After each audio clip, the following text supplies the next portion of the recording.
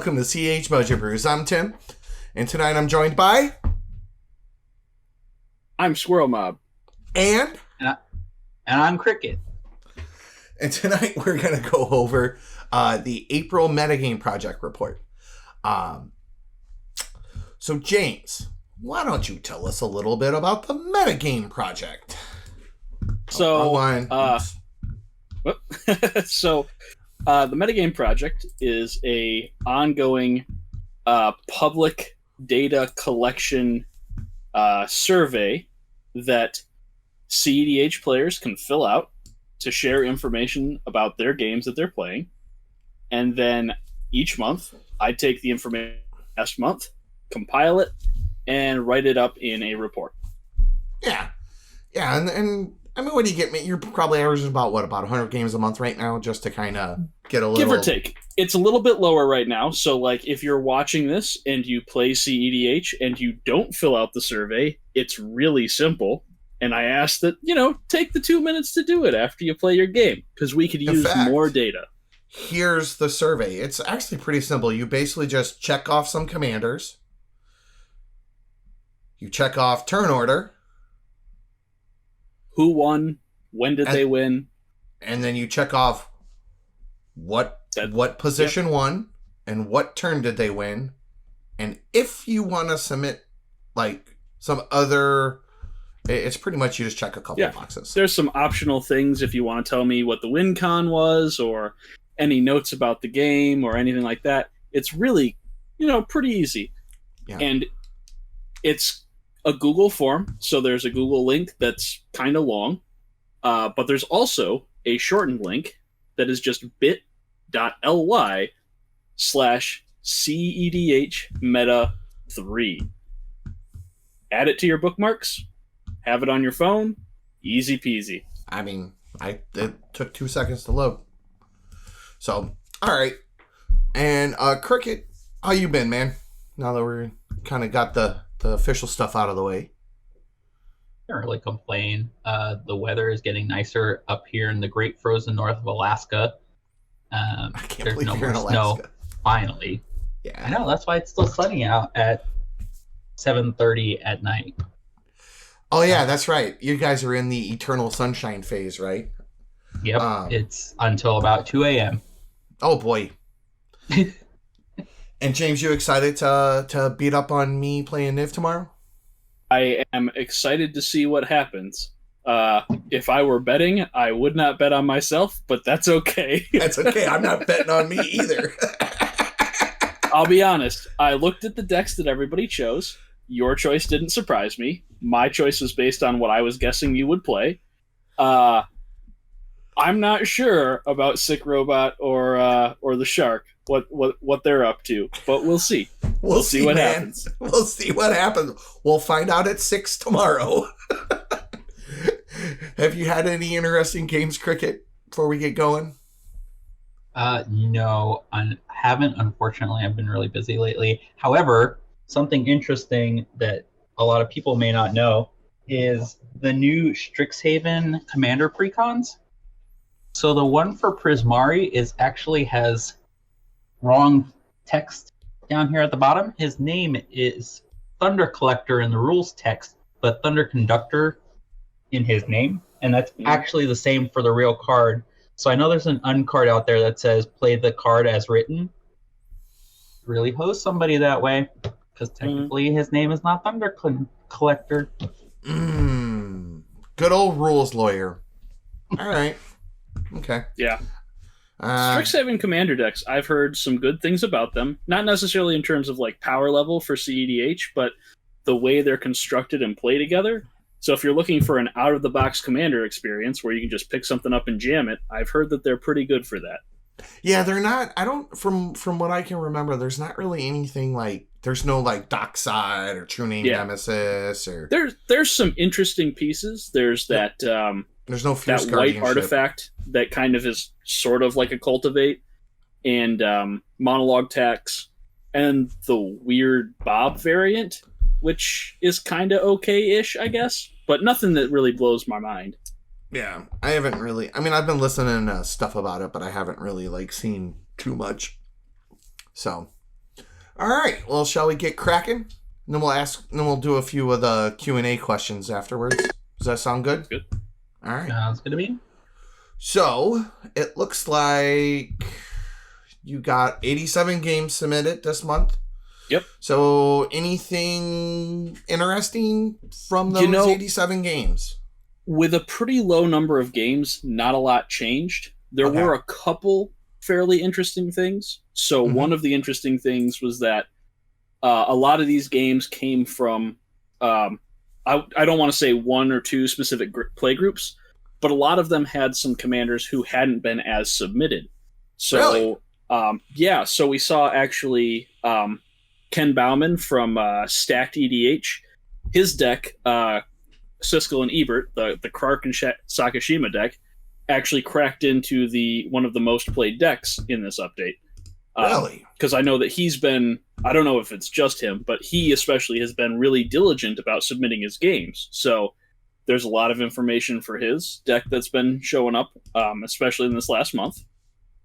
The other thing is, with the way that games are being played, unsurprisingly, right, we're looking at a lot of digital games and a lot of webcam games. A lot. But if people are not aware, Wizards just announced that they're going to open up sanctioned in-store play again. Yeah. Which means that I think that over the next couple months, because I don't think people are necessarily going to rush right out and play right away, but as people get vaccinated and stores open back up in a fuller way, I think we're going to see more in-store play happening as well. So I'm interested to see if that shifts things around much too. Yeah, I was just at the shop today buying my last 2 cards that I didn't own for Niv Mizzet, and actually I was talking to a guy who was going up to Fenton to play with some guys, and I was like, "Oh, that's cool, man!" Like, you know, because like they had all just gotten vaccinated and done their waiting period and everything, and you know they were talking about appropriate precautions and stuff. But yep, yeah, he was going to play a sliver deck. Well, he spent about $250 at my suggestion, and he's got every land that'll make 5 colors and comes into play untapped. Yep. And I told him, I'm like, you spend this money, you will be happy. But yeah.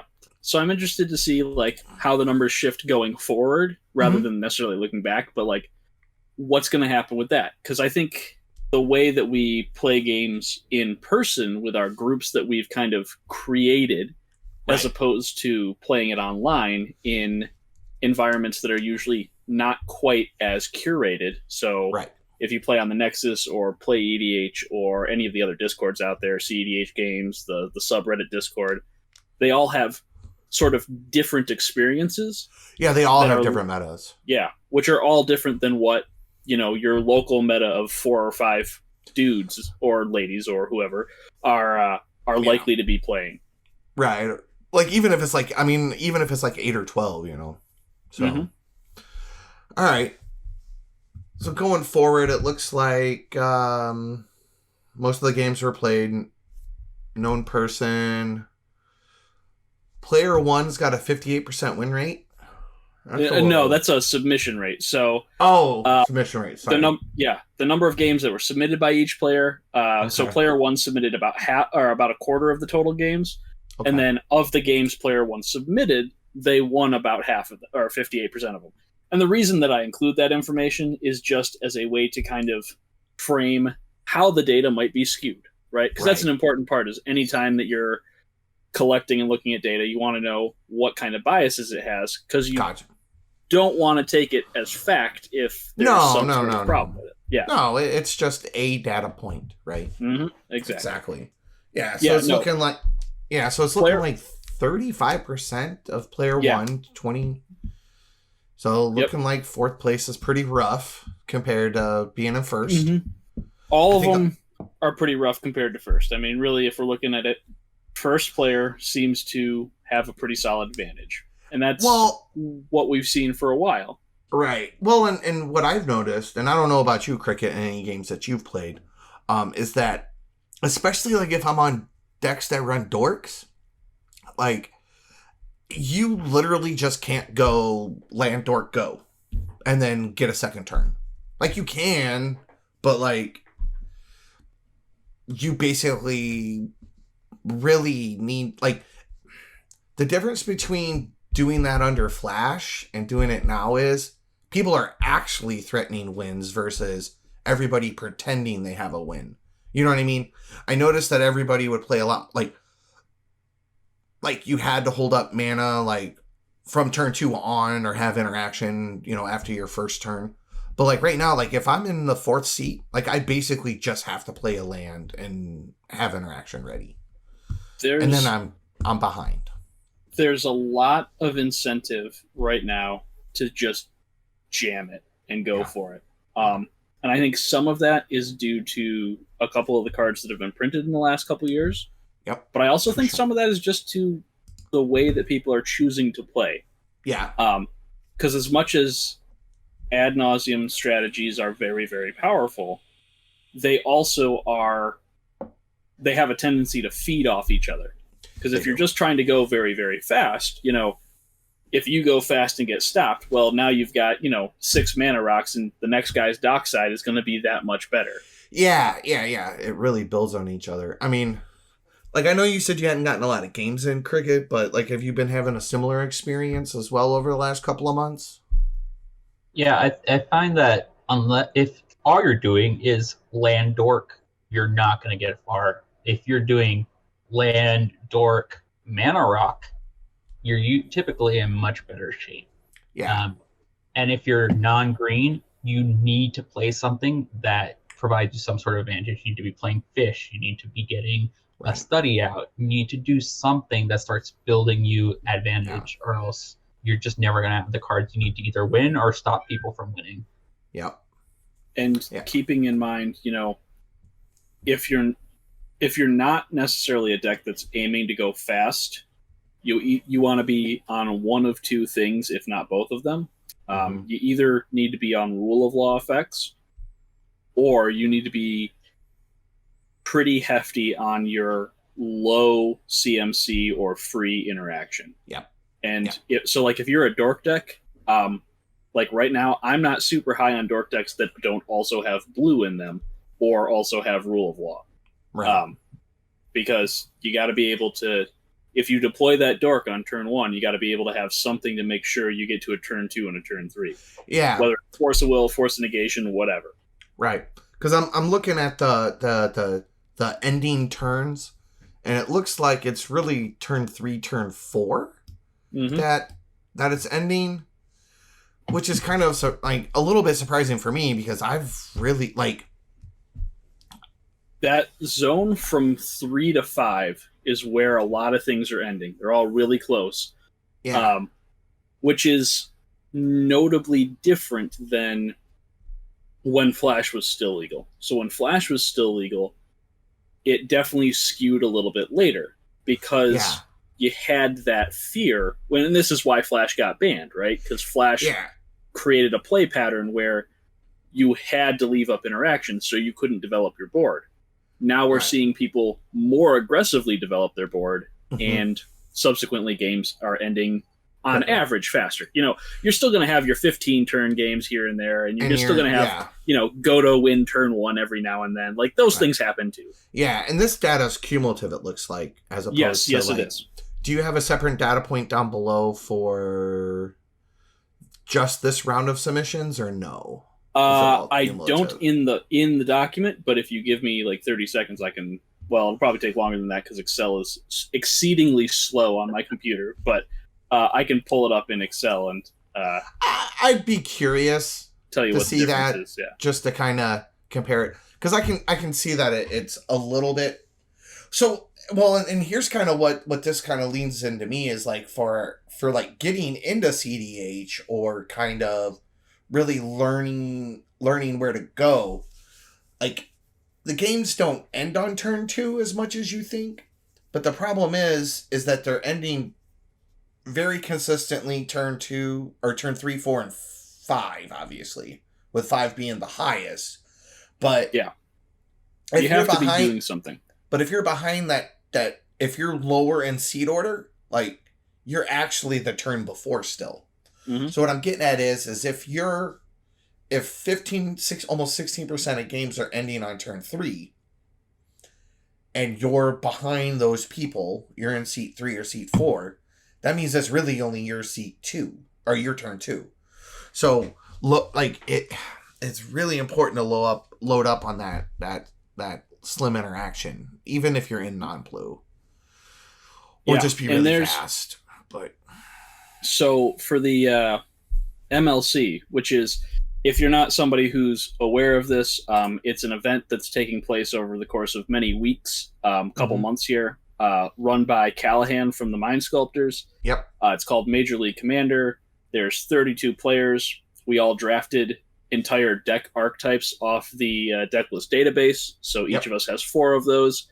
And over the course of those weeks, we'll play, interact. It's kind of set up like if you're familiar with conferences and divisions from different sports leagues. This one looks a lot like the NFL setup. Yeah. So there's divisions. Timmy and I are both playing and actually both in the same division. So we're rivals, I guess. I don't know. But I mean, you know. Yeah. But one thing that what Callahan has been suggesting is that he's of the opinion that the fast ad nause decks are really strong going first, because there's a variant rule in it where there's a home team, and the home team is always the first player. Mm-hmm. I actually have a slightly different opinion, where I think the Turbo Nause decks are going to be slightly stronger from like seat 2 or seat 3, which isn't set in stone, right? That's kind of random.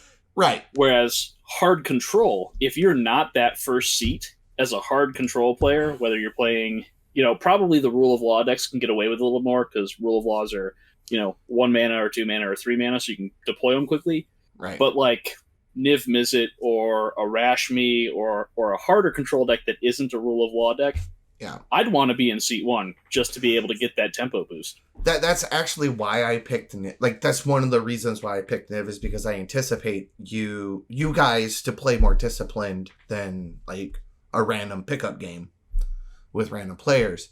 And also, since I was guaranteed to be in the first seat, I get essentially preferential matchmaking. So Niv, who's kind of mana intensive to put out, I'll be able to get him out earlier and more likely have him online before the turn 3, 4, you know what I mean? Before everybody's turn 3, 4, 5 happens. Exactly. So pulling up the data, comparing where we were after 4 months of the survey, of the current version of the survey, to now, which is 5 months, it looks like there were slightly more games ending on turn 3 that were submitted. Mm-hmm. Not a huge number, obviously, but we're still seeing a little bit of shifting there, where there were a number of games that were submitted that were faster than previous updates, and also a handful that were slower. So we saw some divergence there. I have noticed over the last couple of times we've talked that it looks like the percentage of games ending on turn 1, turn 2 is actually decreasing a little bit. Mm-hmm. It's trending. Yeah, and that's part of that is simply due to sample size. As we get more games added in, there are fewer and fewer of those turn 0, turn 1, turn 2 wins, just because they're hard to pull off. Like, there's a few decks that can do them, but there's a lot of decks out there that they can, with a nut hand, they can win like turn 2, but with a good hand, they win turn 3 or turn 4. Mm-hmm. More decks are like that than like Godo, which can, a myriad of ways, get to 11 mana on turn 1 and win. Mm-hmm. Doesn't happen very often, but it can. Yeah. Well, and again, just to kind of reiterate the point of like what this garners for somebody trying to enter the format, somebody trying to, or like in a play group that's starting to kind of power up, or the play group wants to get into cEDH, is that the way the decks are kind of performing is that you need to be set up, ready to go for sure by the first seats turn 3. Mm-hmm. Like, you can reasonably get away with going land dork go, or land some type of rock, some type of ramp that's not like like you can technically probably safe, especially if you're kind of not in a non-proxy meta, are probably pretty safe turn 1 to play ramp. But really, if you're behind the first or second person in turn order, you really need to be like shields up by turn 2. And there's turn 2.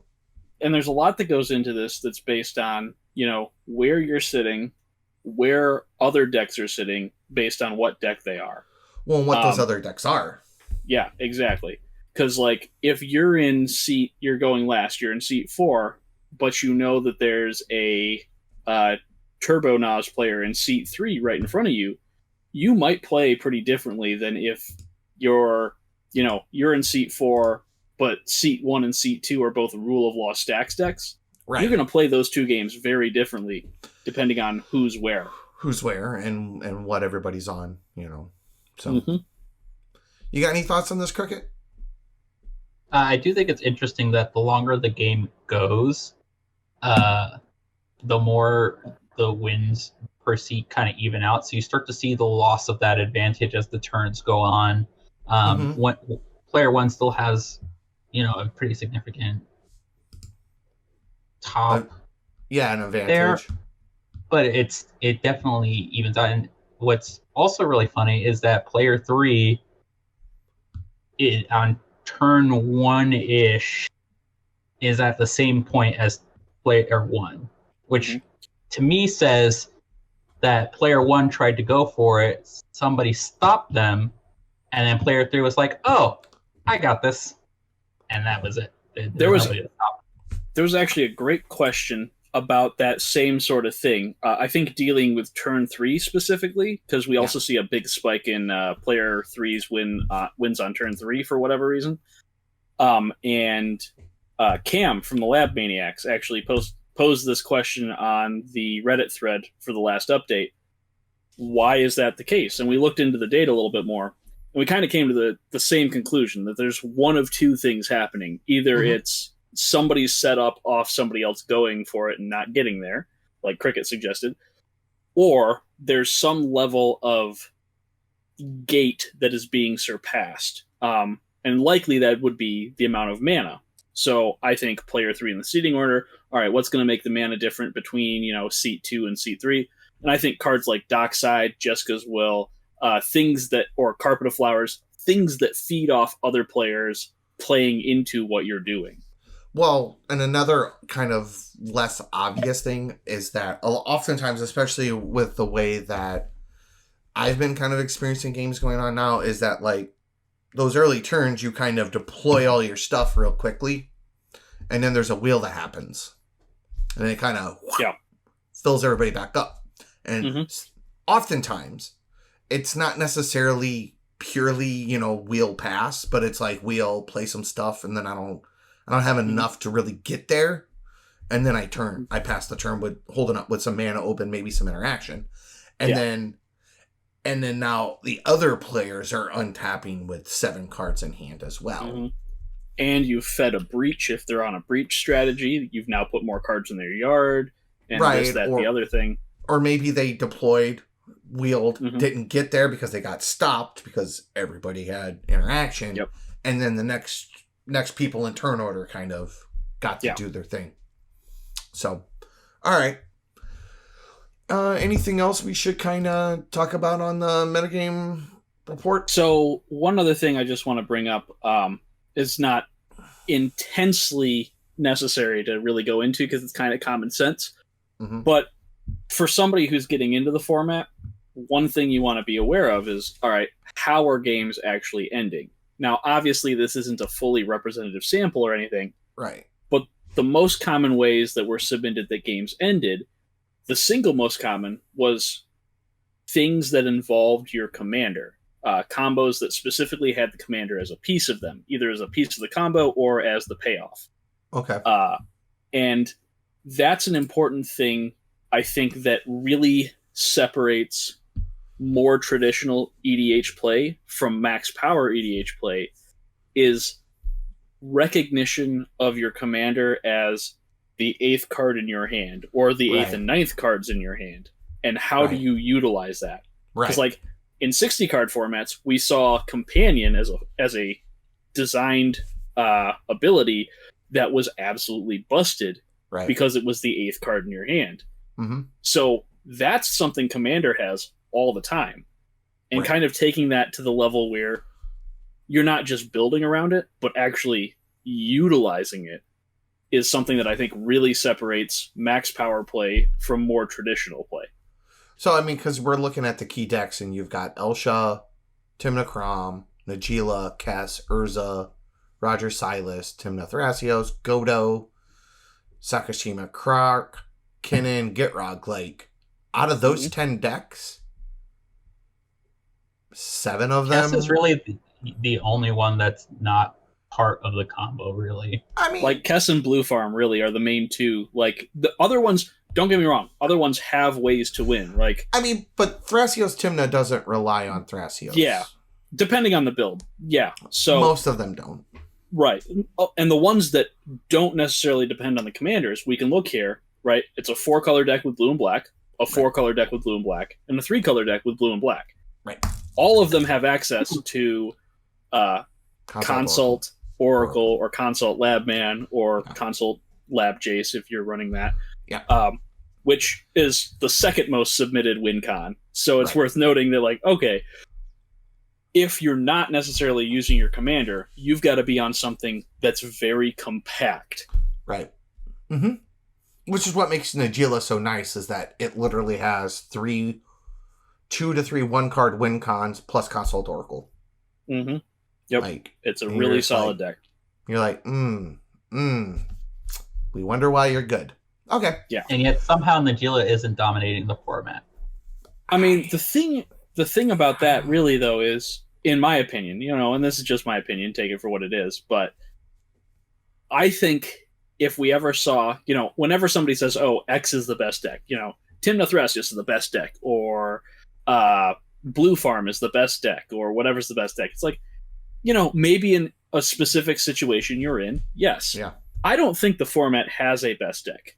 I think it has a set of decks that are very, very good that could be the best deck at any given time. But I don't think they tend to play better in a blind meta. And the big thing that I noticed that separates a best deck from a non-best deck is replicatable results when learning it. Mm-hmm. So, like, for example, one of the things that makes Najeela so good is that, like, all of its ways to win are not convoluted. So you can pick the deck up, learn it like 80-90% very well, like pretty rapidly. And then that last 10% is kind of the tricksy part. And if you compare that to something like Inala or Gitrog, where they've got some very dense, very tricky lines to kind of pull together and put together, those are also both very good decks. I would say, maybe Gitrog is a little less solid right now for a couple different reasons, but Inala is a Turbo Nas deck that has effectively a 1-card combo in it, where you don't even have to play your commander, but you have to know how to get there. Right. And that's something that takes a lot of time. Yeah. So that's kind of the thing. All right. Trying to think if there's anything else for this. Blue Farm. Nope, really just another reminder to people that, like, this data is only as good as the submission. People submitting it. So please submit it. Please submit. It'll be in the show notes. If you're listening to this, submit some games. Even if it's just 5 games. Like, if my lazy ass submitted a quarter of the games I played in a month. Mm-hmm.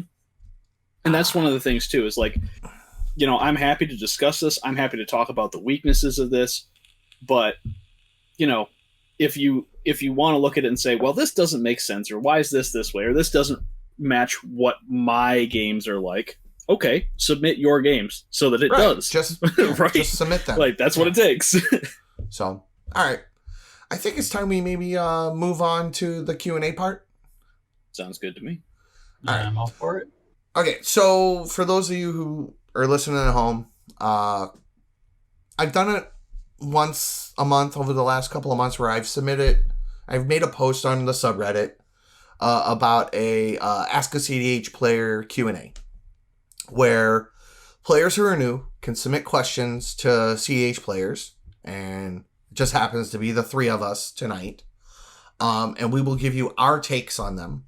Again, these are our takes. These are not universal truths. These are what we think.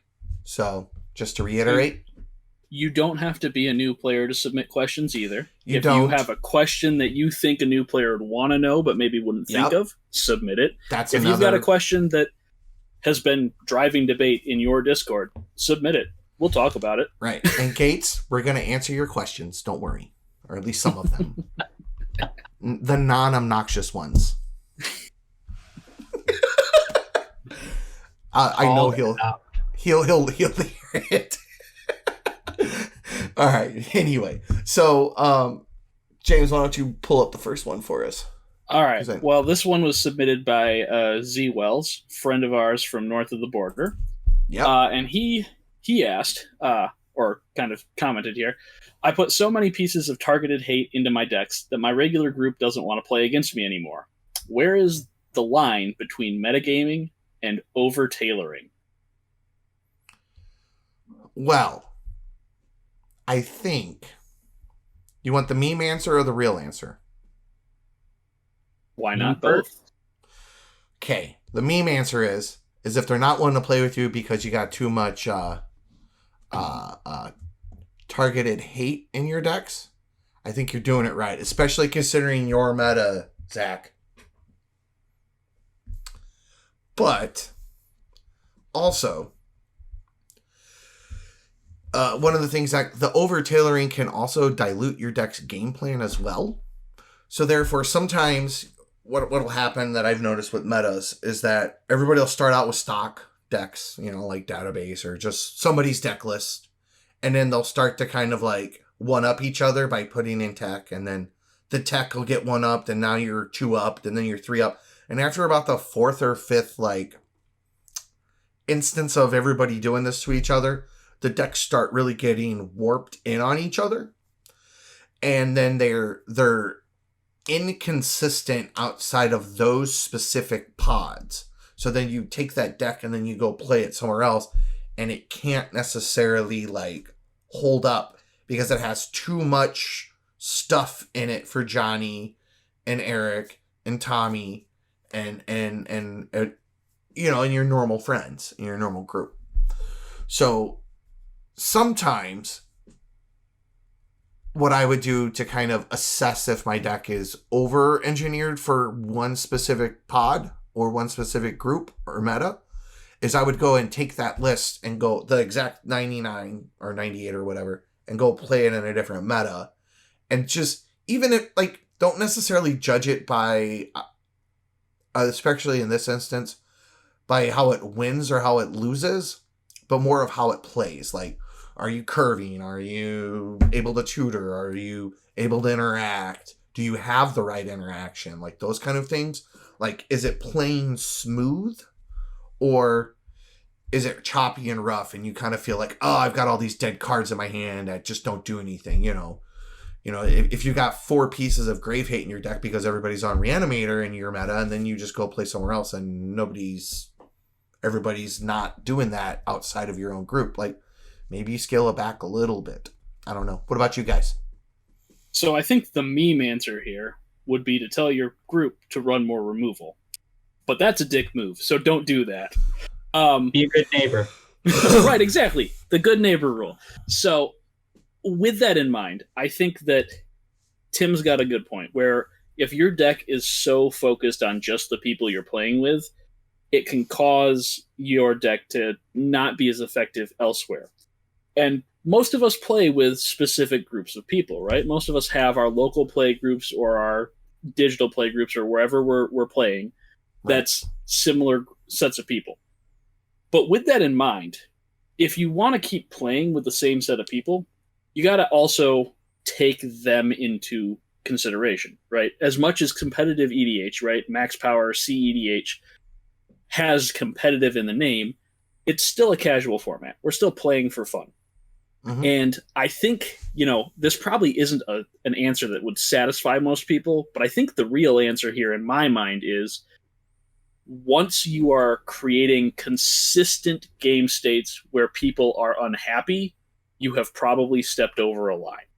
Now, I don't mean like a little bit of salt here and there. You know, if somebody's playing a deck with Dockside and you slap down a Null Rod and they're sad because they can't win anymore, that's fair. But if your deck is running, you know, all 3 Null Rod effects and Torpor Orb and a bunch of other stuff specifically just to stop that one Dockside player, that's too far. Yeah. Cricket? So I don't have a meme answer because I'm really bad at memes. Okay.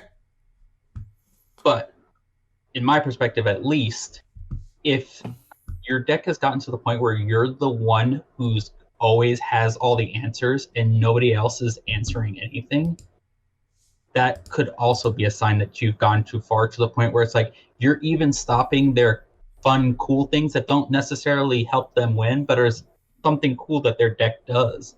And when you're at that point where you're just stopping things just to stop them because you think maybe, oh, this might hose me down the line, or it has hosed me down the line before, then you've probably gone too far. You've probably included too much, especially when, again, you're playing the police at the table and you're the only one. You also have to allow other people to run interaction and answer those things. It shouldn't just be... Mm-hmm. And like, go on, James. Just to reiterate, you know, this is an important lesson that some people don't like to hear all that much, but it's just as important to sometimes lose and be good at losing than it is to win every single time. And, you know, that's going to happen in any level of EDH. Sometimes you're going to lose games. That's okay. That's all right. The point here is to do the process and play well. If you're getting to the point where, like Cricket said, you're the only person policing the table, not only is that an unhealthy play dynamic for your group, it's also something that is a weakness for you as a player, because everybody else is going to rely on you to have the answers, which means you can't do the things to further your own plan. Right. So I've got a follow-up to this. So the other thing with the over-tailoring part that just kind of popped in my head after seeing my initial response was that if you find that you're teching the targeted hate is actually hating out like one person at your table more than everybody else, then chances are that your teching in hate has been a little overly done, because now your answers are too narrow, or your slot density for answers to those problems are too narrow. So that's something to take into account. Like, let's say, for example, you are running Stony Silence, Null Rod, Collector Oof, and, you know, just things that just screw over the one dude playing the Breach deck, but then you don't have answers for Gitrog, you don't have answers for Kinnan, you don't have answers for any of the other things. Like, might want to reconsider how much you're how many slots you're dedicating to that stuff. But a good way to tell is just to try it elsewhere, honestly. Mm-hmm. And like, there's a place for parasitic meta decks. Like, it's not necessarily wrong to be playing a deck that is only good in one meta, but if it's the only deck you have and it's all you're playing and it's the thing that is, you know, driving the play dynamic of your group, then it might be time to take a step back and reconsider what you're doing. Yeah, like if you're playing Tymna Thrasios, maybe play Hermit one week instead of just like nullrod.deck. Mm-hmm. And I mean, if everybody heaves a giant sigh when you sit down and pull your deck out, probably another sign. Mm-hmm. Yeah. Right. Just because we're playing cEDH doesn't mean that you can't have a pregame conversation, right? If you've played against 20 Stacks decks online and you go and play with your play group and you ask them, hey, can we maybe not play Stacks for a couple games? That's dope. Do that, right? Yeah. Do the things that make you have fun. And your opponents, right? It shouldn't just be you. Fun is not a zero-sum game. You know, I know Stacks players like to say that sometimes, but it's really not. Yeah. The Stacks. I like playing against Stacks. Like, playing against Stacks is fun for me. It's a puzzle. I like puzzles. I have this, like, aversion to the word stacks. Because as with a lot of the terminology that we've borrowed from 1v1, I think stacks in multiplayer is kind of a pretty big misnomer. Because, like, in the ye olden days, like in 1v1, stacks literally is you just hard lock your opponents out of the game and there's nothing they can do. And doing that to 3 players successfully, like, even if you're Galaxy Brain IQ, is infinitely more challenging than, like, you think. And also, like, not saying that you don't win games, that you can't win 25% or win more, but just, like, to be able to correctly play a piece, it be good 3 turns from now, 4 turns from now, and then layer another piece on top of it, and then relying on your opponents. The biggest problem, honestly, is relying on your opponents to actually play optimally and correctly assess the threats that you're deploying. Because as the stacks player, you're probably the one with the most crap on the board that people are eyeballing. And taking those things into account, it's like, so I kind of prefer to kind of use kind of the term like what Zach did, where it's kind of like targeted hate versus the term stacks. Because really, if I'm playing a null rod and a dockside meta, it's not really stacks. Yeah, no, it's a piece. Yeah, and that's a fair point, right? Because you know what I mean? Even in a deck that's a mid-range deck, or even some aggressive decks, you're still probably playing some pieces that are hate pieces, right? Dranith Magistrate, for example, fits in a lot of things. Yeah, it's a stacks effect, but it doesn't have to be in a stacks deck, right? But that's the thing, though, is like stacks in and of itself, like by the at least from my impression and my experience in the traditional sense of the term, is that you like, or literally everybody's just sitting there with their hand on it and you're beating them with the Mishra's Factory because we're all sacking 1 land per turn and you have a Crucible in play. Like, and that's actually how you win. Like, you just make it so they can't. Right, and it takes a lot to get to that point in 4-player free-for-all. You can. There are a couple decks that do it, but most of the resource denial pieces that we see, which maybe is how I would frame it, resource denial is still very valid, but it's usually not that hard lock. It's going to be things like... There's a lot of soft locks, but not a lot of hard locks, and the hard locks are kind of like... And like it's Lavinia Omen Pool. Like, that deck's fine. Like, I personally wouldn't play it, but I don't think it's terrible. But yeah, the meme answer here is, of course, stacks. If I recall correctly, the original name comes from the deck being called the $4,000 Solution, which, if you write it out, looks like stacks. Right. Almost every cEDH deck, if you're not playing with proxies, is a $4,000 is at least solution. That. Yeah. I just or bands. I want to play stacks, and it's just like, but you really do you know what you're saying? Even with a reactive deck, you have to have a proactive strategy to end the game. You do, and just that's the thing is like, because from my experience with stacks and like from before I played multiplayer, like stacks had a very distinct thing in it, and like. I personally don't even really consider most of the decks that we call stacks decks. They're just decks with very narrow targeted hate that are designed to attack the meta decks. But they're not actually just winning through hard locks. Your opponent is not sitting across from you with no lands in play, drawing 1 card a turn and discarding and sad, waiting for the timer to go ding and we end in a draw because you can't finish the game. Yeah. I mean, really, most of them, and I think if this is probably a more accurate way to talk about it, is a lot of the decks that we identify as cEDH stacks decks are rule of law decks or some other form of resource denial. So, like, for example, Nath Stacks isn't making a hard lock, but it is stripping your hand of pieces. Yeah, and it's got a lot of soft locks, and you can layer enough soft locks, and it kind of cobbles together a hard lock. Yeah, you try to really build like that snowball effect of these interlocking pieces. Right, but then also the other kind of thing to keep in mind with that is like, since stacks prolongs the game, the longer the game goes, it's not like if a game goes 2 turns longer, you have twice as many decisions. You have twice as many, and then now you have, like, it goes up exponentially. Like, each time there's a decision point in the game, it multiplies the amount of times things can go wrong. And in a lot of times with, like, playing these types of decks, if you misplay, you don't know you're misplaying until 3-4 turns later. And you have to rely on your opponents, right? And then you're subjecting your opponents to, like, this soft lock till one guy can get out from under it.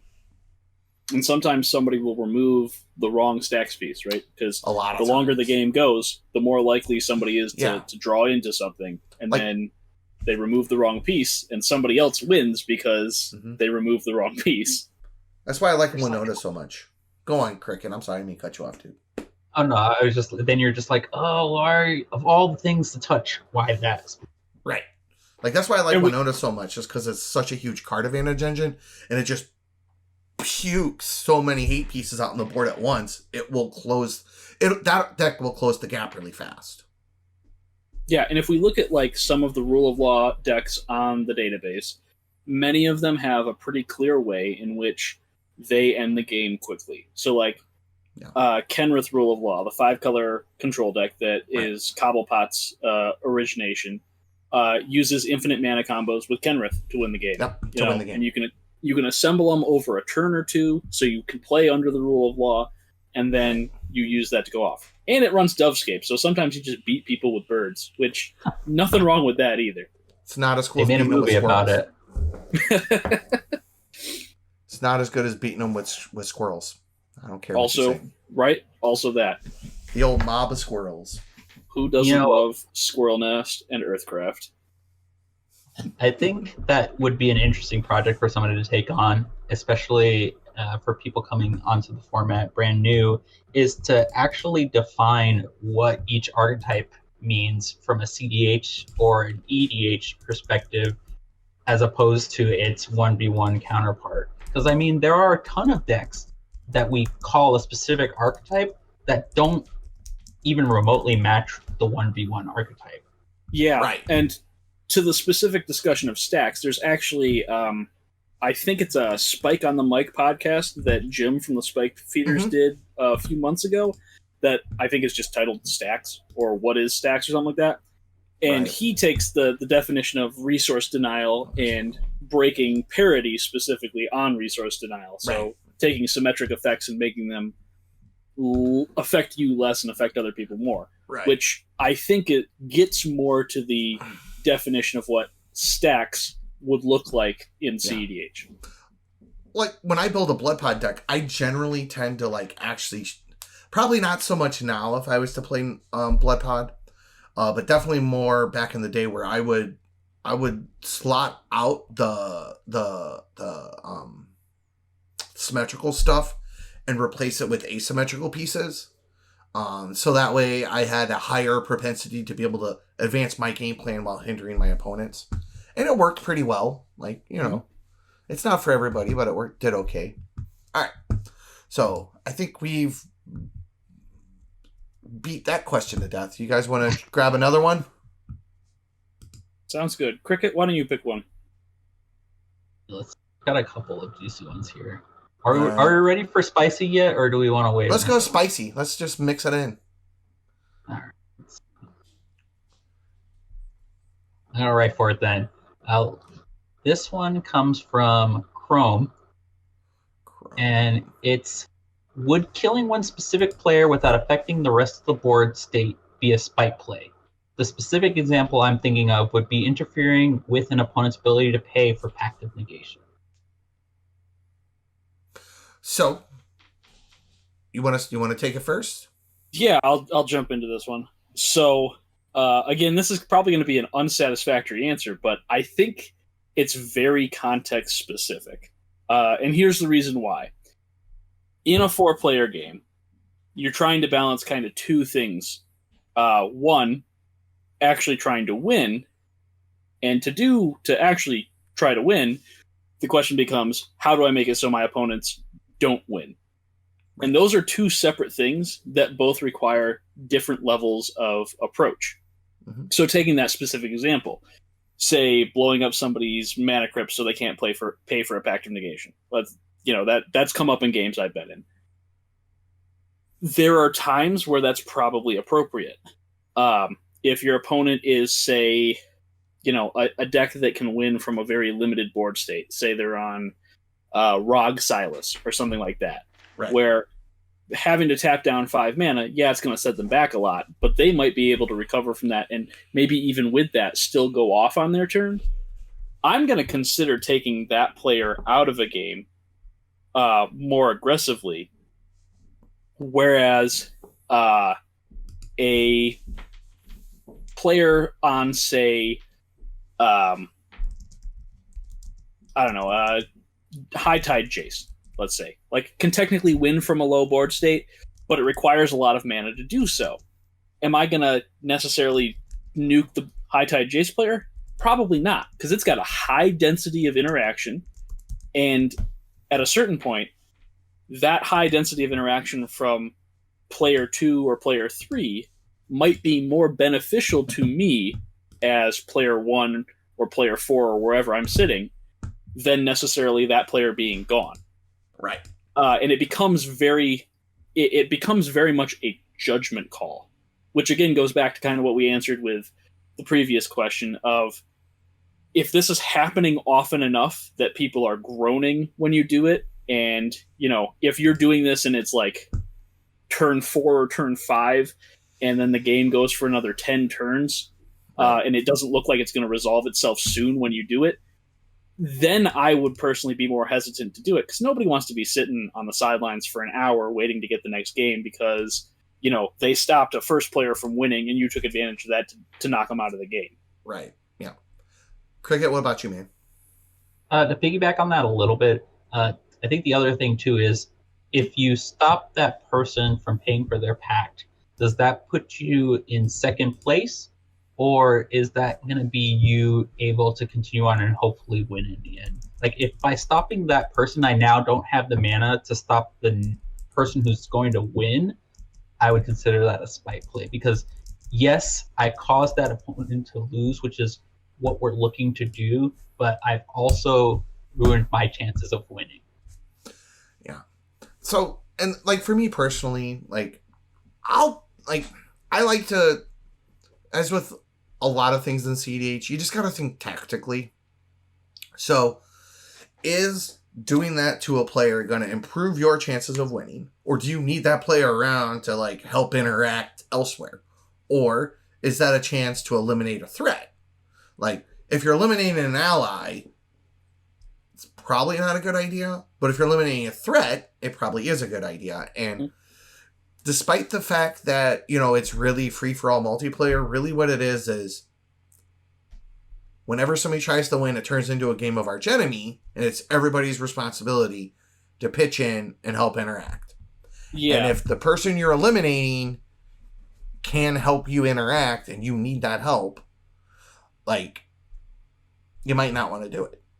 And to relate this to the previous question, if we're talking about resource denial and stacks being resource denial, your opponents can be resource denial. They can also be resource denial against you. Yep. But they can be resource denial, like Timmy's saying, towards the person who is in the first, most poised to win. And so maybe this person is time walked for a turn because they have to tap down to pay for their pact. Is that more valuable to you than them not being there at all? And oftentimes it will be. Right. Mm-hmm. And I think also you need to do a little bit of self-reflection too. Are you mad at that person because they stopped something that you were going to do previously, and now you're like, well, now I'm going to get them? Right. Well, and that's kind of the thing. Are you doing it for a tactical reason, or are you doing it for some other reason beyond what is best for you in the game? You really got to judge your level of saltiness. Are you, one of those salt packets at the diner? Then maybe this is a fair play. If you're Lot's wife, pillar of salt levels of salty, then you need to not be making that play, because it is probably a spite play. Unless it's Statler, then I will always psych rift his shit after he plays a pact. That's an inside joke Timmy, just for him. no. I did that on a Playing with Power video. I was playing Budget Cast, and he was playing Niv. I seriously thought he was going to win. Turned out he did not have anything in his hand. I didn't believe him, and I was wrong. I did not win that game. Well, then he had a lot of things in his hand. Well, he did. Right? All right. I think we can move on to the next one. So there was one here. Okay. So this one's kind of a little bit. So this is from Will.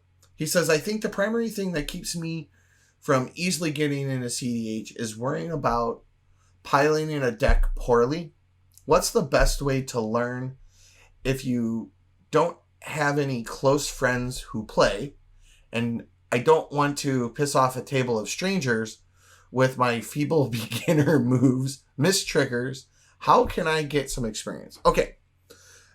So I've actually got a pretty decent amount on this one. So first thing you can do is read the primer of the deck that you're interested in playing. A lot of those primers will give you a lot of basic information that you need. 2, most of the lists are on Moxfield or Architect or even Tapped Out, and they all generally have a playtest feature that you can use to goldfish the deck. So what I would recommend is having the primer open in one tab, like off to the side, and then playtest it and like look at your hands, look at your lines, look at your hands, look at your lines. Third is you can search YouTube. There's a lot of cEDH content. The Nexus is a good one because a lot of the games that are featured on there are unedited. So you'll see a lot more of the decisions versus like Playing with Power. As great as their content is, it's a lot more cut, like a lot more fast edit. So you don't see the decisions of like, that you get from long form games. You can also watch streams that feature those decks. Again, mostly because they're long form. So what you'll see in the long form videos versus the short form videos from an educational standpoint is that you can see the decision points a lot more. You'll watch people tutor and they might hem and haw about what they get.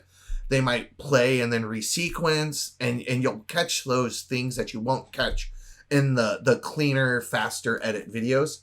Even though the faster edit videos are good and like they have a nice polish on them, they can provide you a lot of information, but I personally think that the longer edited ones can give you a better kind of a better feel for the more mundane aspects of a deck versus because a lot of that stuff gets cut out in the faster edits, which is why it's better to watch for entertainment purposes. You can learn though as well, but again, just less time on camera is less time on camera. Lastly, just play with people and tell them that you're new. 9 times out of 10, people just want people to play cEDH with.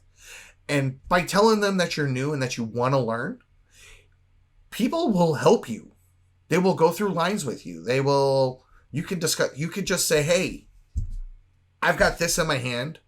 I'm not quite sure what to go or where to do. I'm new. What do you guys think? And maybe you guys, even though you may not win, or maybe it doesn't like give like a clean, concise win to the game, but people will just walk you through it a lot of times. And once you get over that hump a few times of just asking for that help and realizing that people will help you, especially if you're authentic and you really want that help, I would definitely discourage you if you do ask for help for like overly questioning it is probably not the best way to put it, but like if you ask somebody a question, especially and you say you're new and you want advice and then you disagree with it or you kind of argue about it, like it kind of sets a bad tone, especially because you've solicited that help. And even if that advice isn't necessarily like 100%, it might just be more gracious as somebody requesting assistance to just take it at face value, even if, and then if you don't agree with it, or it doesn't work out, or it turns out it's not 100% optimal, maybe discuss it after the fact. But again, 9 times out of 10, you just tell people you're new and that you're learning and that you want to learn. Even if you have a question mid-game, like, you might lose a little more up front, but you'll learn and become a better player overall. And people will help you. They will. I know I will. I know James will. I know Cricket will. So that's 3 people. So.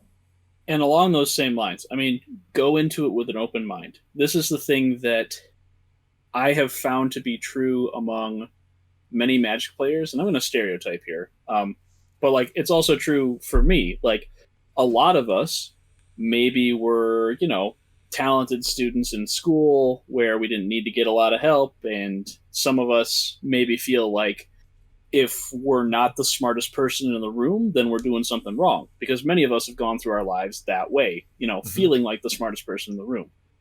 One thing we all have to recognize, whether we've been playing cEDH for a very long time or a very short time and we're brand new, is that other people are going to have insights that we don't have. You have to get those different perspectives, because if you don't, you're going to miss out on something.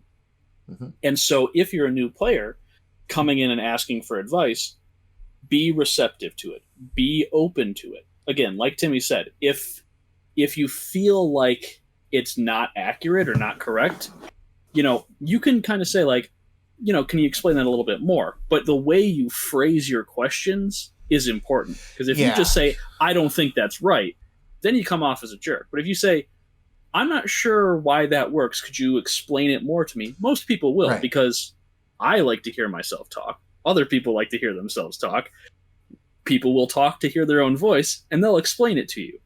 The other thing that goes hand in hand with that is, for those of us who have been playing for a while, we need to do a better job embracing our newer players. This is true on the subreddit. When I moderate it, there are a lot of comments that don't technically break any rules of the subreddit that don't also help anybody, right? When somebody comes to the subreddit and is like, I'm interested in this deck, the first comment will almost always be, check the database. Okay. It's a reasonable comment, but it doesn't help anybody. Right. And same with like deck optimization. Like, there are going to be people who want to optimize decks that maybe aren't going to hack it in max power. That's okay, because the process of getting to not only what this deck can do, but why it can't do something beyond that is important.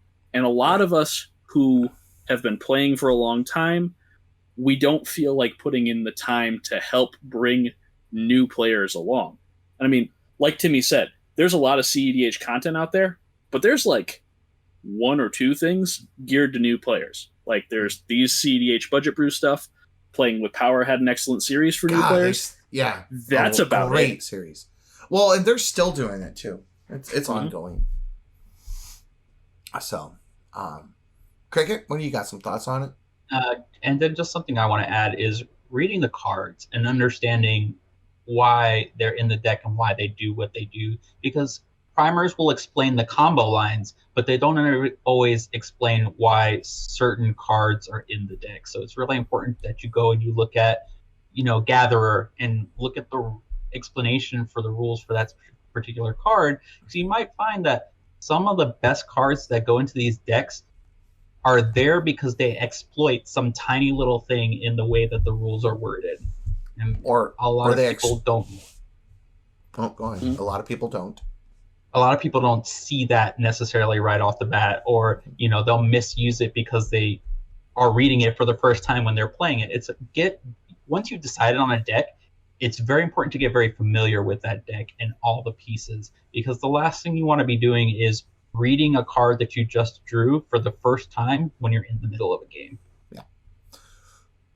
Other note is, a lot of these decks for cEDH, like, don't get me wrong, there are some that are more difficult to pilot and some that are easier to pilot, but a lot of them you can pilot competently if you have some experience in Magic and EDH. Yeah. A lot of what comes from that makes cEDH slightly more difficult to play is the interaction with other players, because everybody's playing these high power decks. Yep. And really taking it to like the next level. If you're playing Gitrog at, say, 50% of how well it could be played, you're still playing it pretty well, right? The difference between 50% and 95%, that's a pretty big gap. Right. And that's going to be a smaller gap for other decks. Like, you can probably play TNT mid-range at 50% compared to 90%, and it's not going to look all that different because the lines are less convoluted. Well, but you can play it competently, usually without necessarily going into a lot. The things that make it difficult are things that are universal. Threat assessment, and don't worry about being bad at threat assessment. Everyone is. Everyone is bad at threat assessment. No matter what they say, they're bad at it. I'm bad. Table politics, bad. Making reads on what's happening with, anticipating plays and things like that.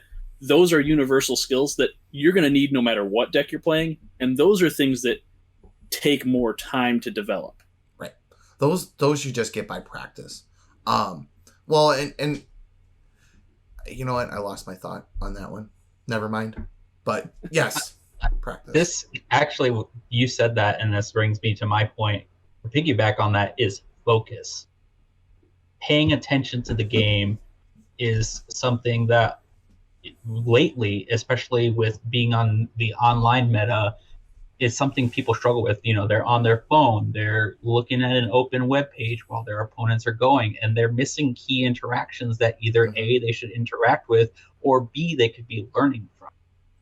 Or they miss tells and signs, like they see like what cards get flipped off of Dark Confidant, what things get tutored for, like what did they tutor for with their mystical tutor? Did their hand get revealed to a Git probe?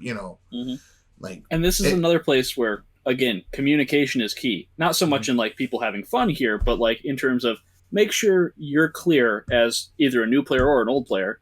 When are you passing priority? What are you doing? If you are abundantly clear with saying what you're doing, then if somebody misses it, well, that's on them.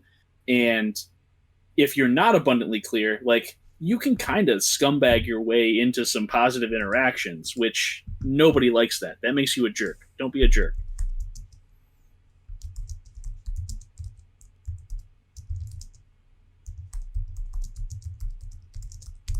All right. Well, so with that in mind, we've got a couple of questions done. I think just for posterity's sake, we should maybe wrap it up for the evening, if everybody's good with that. And so we did introduce you earlier, James. Where can everybody find you on the interwebs? So you can find me most places. I am Squirrelmob. So on Reddit, I'm Squirrelmob. On Discord, I'm Squirrelmob. On Twitter, I'm Hoff Occultist, like the Selhoff Occultist, because it's close to my last name. And of course, I'm going to plug it one more time. Submit your games to the cEDH Metagame Project, bit.ly/cEDH Meta 3. Link in the description. Link in the description. Cricket, where can people find you? I'm over at the Grixis Mean Girls Discord server. I'm in the cEDH Budget Brews Discord server. I'm in the Moxfield server. Basically, if you can find me in any Discord or any server on Discord, I'm always open to conversation about any number of magic-related things, and sometimes un-magic-related things, because we do have to occasionally have different interests. All right. And for me, I'm Timmy T1000 on Reddit, on Discord, on Twitter, pretty much everywhere. I'm Timmy T1000. You can TikTok, obviously Grindr. Yeah, Grindr. Yes. Good luck, Max, finding that one. If you've watched this long and you can find a Timmy T1000 on Grindr, I will die. Make the meme, please. Make the meme. That'll be great. Obviously, you can find me on the Budget Brews Discord. You can pretty much find me. I'm all over the place. I get around a lot. I'm kind of everywhere these days. That explains Grindr. Yeah. So, oh God, that was good, James. That was good.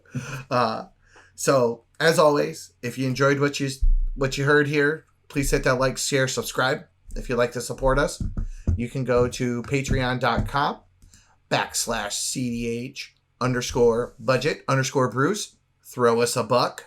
Helps keep the lights on.